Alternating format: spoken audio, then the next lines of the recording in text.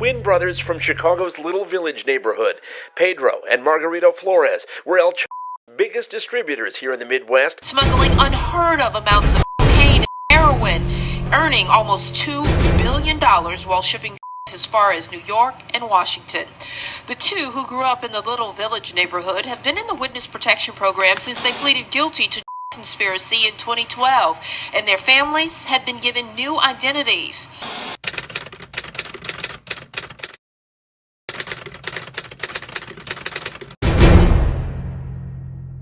Hey everybody, this is Jay Flores, and this is Real Lyfe Street Starz with DeHaven. I'm just reaction to his interview that he gave. My respects to DeHaven. I like him where he's coming from. Again, this is not about him. This is about my perspective on some of the stuff he talks about when the culture, the streets. I know he's talking about past tense when he was involved, different situations that happened back then. Again, this is my perspective. So no shots to anyone. It's not a personal thing. This is my reaction to some of the things that he commented on. So big shouts out to Real Lyfe Street Starz and to DeHaven on this interview. Like, comment, and subscribe. They say it's enough money in this shit for everybody. Is that really true? Like when you really get down to it? No, because everybody's not a boss, man. Right. And when you realize this in this game that your man that you put on, and you're like, yo, I gotta connect, you know what I'm saying? For 15 a brick over here. You know what I'm saying? This is the connect. I put you on to the connect, and you're like, cool, we rocking out, we rocking out. But when you go get me to connect, and you're getting them for 10, you don't tell him, but you want him now to be getting them up for you. What part of the game is that? Because somebody gonna want more than the other at some point.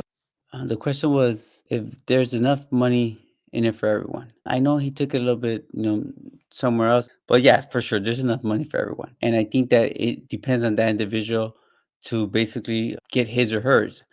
I don't care if you're friends or you're not. The fact that he speaks about what someone else should be doing, I don't agree with that. I think that if you do something for someone, I don't think you should expect it to be reciprocated in any way. I think that that's something you chose to do, but you shouldn't ever expect another man to do something for you. I think it's the street code. Everyone's out for themselves. And I think for whoever doesn't understand that part, or whoever didn't understand that part, I think that's their mistake. But I think there's enough money for everyone. But not everyone's going to be a boss, like he says. So I agree on that. But there's enough for everyone to get money. But there's going to be a difference on that money. My guys, all of them got money. There's just different levels. There's different hustles, there's different hustlers. So it's all going to depend on that certain individual. When you have expectations that another man's supposed to do what as you do, I think that's where you automatically failed. I think that should be the real law of the street, is that people should always expect the worst and never expect someone else to do for you or to be you.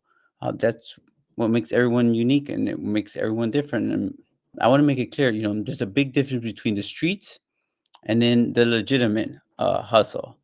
Um, you know, when it comes to street code or you hustling the street, I think there could be an expectation maybe between, friends or organizations. But once you get into the legitimate world and, no one's helping Jay-Z write his rhymes or, make those decisions that he actually made to get him the wealth and to get him to be who he was.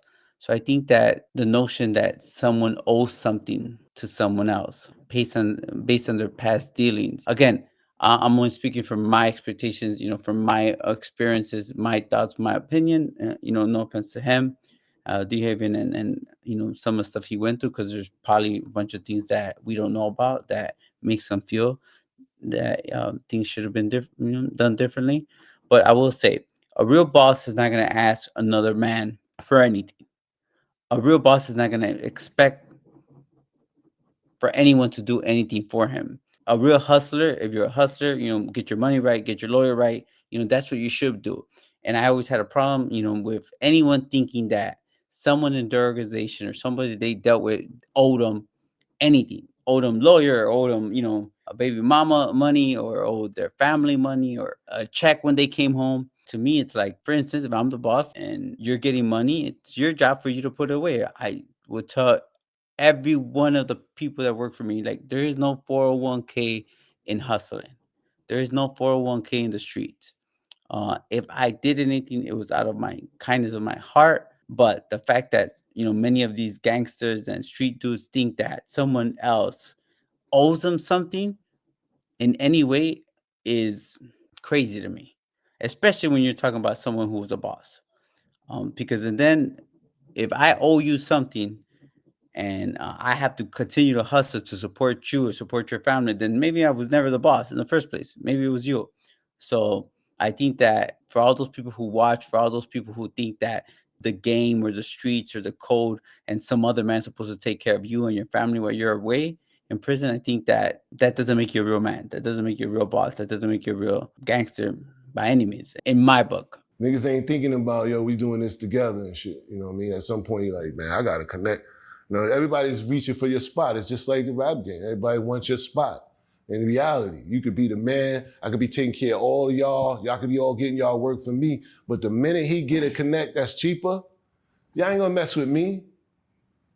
And that's where the loyalty lies. You know what I'm saying? That's where the real loyalty lies. Like, I've dealt with people that I'm like, yo, you know what I'm saying? Yo, you can get it from me, bro. I got it for such and such. But just on the strength of being loyal, like, nah, I'm more comfortable with my people that I deal with. You know what I'm saying? It's 2-3 points cheaper, but you know what I mean? Guess what? If I get knocked off or something, I lose something, I could go to them and I could get what I need, staying loyal to who I'm supposed to be loyal to.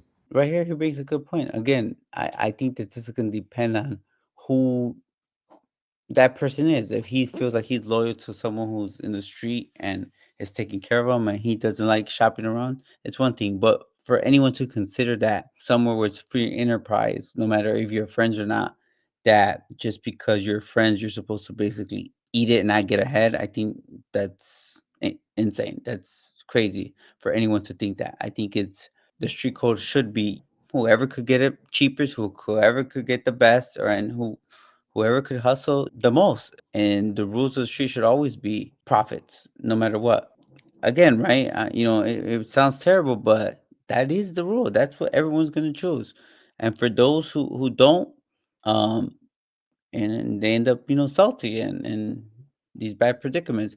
Now, I'm not saying that it doesn't exist because, yeah, for sure, it always happens. I think the safer route is to stay in your circle and eat within your circle. That might not always be the best for that certain individual. So you have to branch out. You have to, consider that at the end of the day, when you're in the street, you're risking your freedom, you're risking your life each and every day. And if you're going to be considering what's best for, someone else before you, I think that that's the first mistake. When you guys get into business of being in the street, I think that you get into business for personal gain, for what's best for you. And I think that no one should ever think that's going to work otherwise. I'm in my room, I'm counting money I got.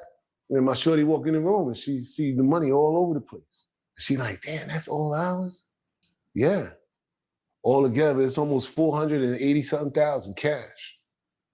And she like, baby, what else? I mean, what the fuck is, what is? Yeah, that's what Why? I'm saying. Like, Why? We got the salon, we got cars, we got condo in Delaware, we got house in Philly, we got this and this. We straight. Like, what you striving for? I was like, you know what? All right, I quit. I packed everything up, packed the crib up, I moved down south. 3 years later, I go to fucking court to pay a ticket, and who on my heels? Hey, yo, you DeHaven? Yeah. Oh yeah, Maryland, Baltimore wants you, federal indictment. 3 years later after I left. They only picked me up because what I done already. I already did all that. You know what I'm saying? My name was just still ringing bells. So they bring in, this is all you got is 6 people testifying against you? That's all you had. No more evidence, no surveillance, no what, nothing else. The judge's like, you ain't got nothing else? This is my third. You think Puppy going through bail hands? I had 3, 4 of them shits. You know what I'm saying? So the judge had to go, look, man, I can't keep him no longer. Because you're not showing me nothing hard. You're just telling me 5, 6 people got, that's all you have? Is testimony for them, you don't have nothing? He said, I can't hold him here for that. I got out on bond, and I was able to fight my case from there. But that's how I got out the game. And this is how I tell them, like, the only way you can get away from that shit is not be tied to a conspiracy. Mm-hmm. So when you think back, it was just smart for me to get out the game. Right. And I got out of that shit right on time. Because come to find out, when I started doing my investigation, that they didn't start investigating until I left. Big shouts out to DeHaven. I like him. So my reaction to, I'm not talking about him, more looking at the game from different perspective after the fact. And I'm sure that he has a different perspective after the fact because he was talking about present time, while he was telling his story in the previous hour, I think, of this interview. So shout out to DeHaven, and some of the things that he talks about here is like, wow, he got lucky. God bless him. But just to make it clear, it's 5-year statute of limitation. The fact that he was able to beat the case for whatever reason, that's great for him. But most people don't beat it. It doesn't matter if you didn't do nothing in 4 years, 364 days prior. As long as it's within the 5 years, you're able to be indicted and pay for those crimes that you committed within the 5 years of the last day that you committed them. So sometimes if there's not enough evidence, if you have a good attorney, maybe that would be sufficient. And maybe that the fact that he was 3 years removed helped him out. And those, people who were testifying against him and those cooperators didn't have enough intel or enough information, or, the government didn't present a strong enough case, then yeah, that could happen. But in most cases, I think that as of now, the biggest charge is always going to be a conspiracy charge. And it's probably the hardest charge to get out of. And the feds have a 97, 98% conviction rate. Most of these charges are going to be conspiracy charges. So it evolves, and good for him that he was able to beat those charges. And I'm sure it didn't come without him doing some prison time. So informants being part of cases, that's like what makes government cases. Informants, cooperators are basically the number one tool for law enforcement, and they're the ones that basically make or break a case. So big shouts out to him. And streets just gotta understand, there is no rules. There is no fairy tale ending for anyone who actually enters those streets. Some way, somehow, it always comes back to you. So stay out the streets, go to school, get education, do the right thing. You don't have to worry about this. We don't have to be mad at someone for telling on you. You don't have to be mad about the street code, or someone doing you wrong, or someone not sending you commissary money. Just stay in school, get a job, be at home, be a father, be a wife, live your life without the stuff that means nothing. Jaguar kind of alluded to Jay-Z may be next. What is your thoughts when you hear the world, like, they done took down Puff, they done took down all these other powerful black people? Jay-Z's like the lone standing powerful black man. If you do the track wrestling on them, Jay is them people. If you do the history of most of the people that got in trouble in the industry, big trouble, who they went to for help? That's true. When Lil Wayne was in trouble, who did he go to? When Meek Mills was in trouble, who he go to? Meek Mills said it himself. Desiree helped me. You understand? So how could he be up next? You know what I'm saying? He is them people. They go to him when they got problems. And what they gonna say if he don't come up in nothing? One thing they say, told you, he ain't got nothing to do with that. They still gonna cover it up anyway. But I don't think they coming after him at all. I don't think they got, like I said, I think he is them. He has a relationship with them. You talking about a woman that had a relationship with the feds for 20-something years, right? When you working for them, you got an agent, your agent that's in charge of you. You think she don't have no relationships over the years with all these agents that became retired and connected and this and that and the third till they just know shit? She got power. That's power over there. I would disagree. I think he has a strong opinion because of his relationship or his past history with Jay-Z, but I don't think that, I don't have enough information about Jay-Z. If he's them people, I think that's a strong remark to say without you having any direct information. But one thing I do know is that just because you're a cooperator, you're an informant, it doesn't make you above the law. You might be okay with one person, or like he's stating that a case agent for 20 something years, and people retired. You're important to one person. One agent. You're not going to be important to the next. There's a big difference between having one case agent on your side and having a whole agency. The agency doesn't care about one informant as a whole. Those terms don't exist anymore. And I think that, if Jay Z did have influence on helping people getting out of prison, that's one thing. And because he had been involved in some of these new accusations, with Diddy and stuff, who knows? I think that's different from him being them people, as he says it.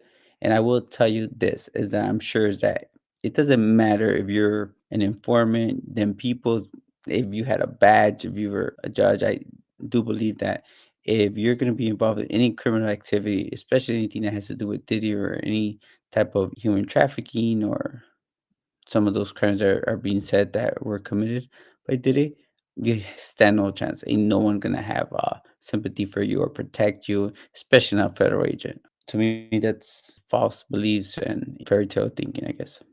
Like, comment, and subscribe.